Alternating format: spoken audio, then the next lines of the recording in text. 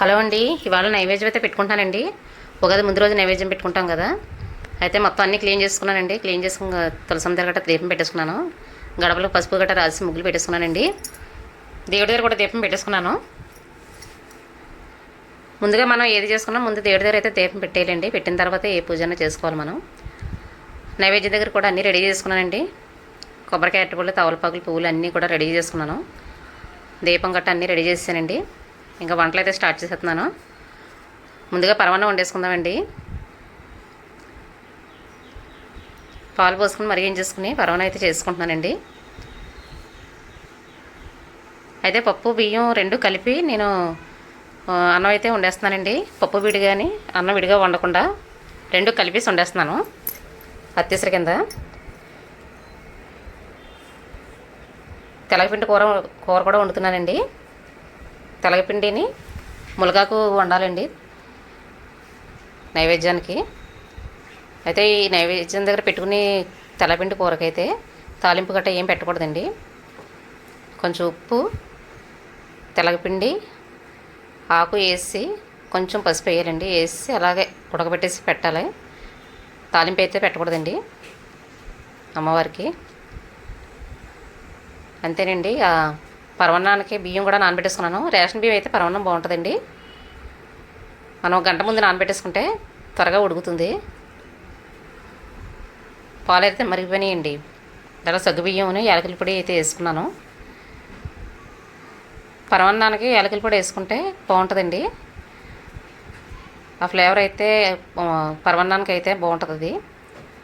సెలవుడు కూడా రెడీ చేసుకుంటున్నానండి. సెలవుడు ముద్ద, వడపప్పు కూడా నానబెట్టేశాను. పరమాన్నం అయితే దగ్గర పడిపోయిందండి. అయితే ఉడికిపోయిన తర్వాత మనం బెల్లం వేయాలి. అత్తిసరు కూడా రెడీ అయిపోయింది. బియ్యం బాగా ఉడికిన తర్వాత బెల్లం వేయాలండి, లేదంటే బియ్యం ఉడకో. బెల్లం అయితే నీట్గానే ఉందండి, అందుకనేసి నేను కరగబట్టలేదు. ముందు కరిగించకుండా డైరెక్ట్గా వేసాను. ఇసుక గట్ట ఏమీ లేదండి దాంట్లోని. తెలగపిండి కూర రెడీ అయిపోయిందండి.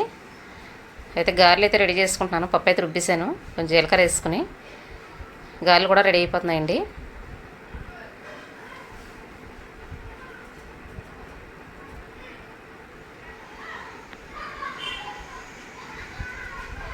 ఒక్కొక్కటిగా వేసుకోవడమేనండి. అలాగా నేనైతే ఆకు మీద కవర్ల మీద ఏం పెట్టండి, డైరెక్ట్గా చేత్తోనే వేసేసుకుంటాను.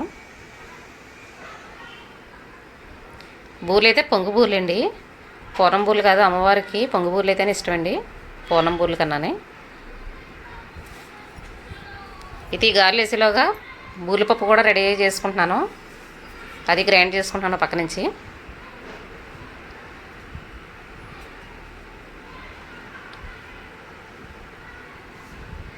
అంతేనండి, గారెలు అయితే రెడీ అయిపోయినాయి.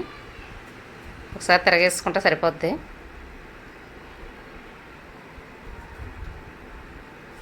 గారెలు రెడీ అయిపోయినాయండి.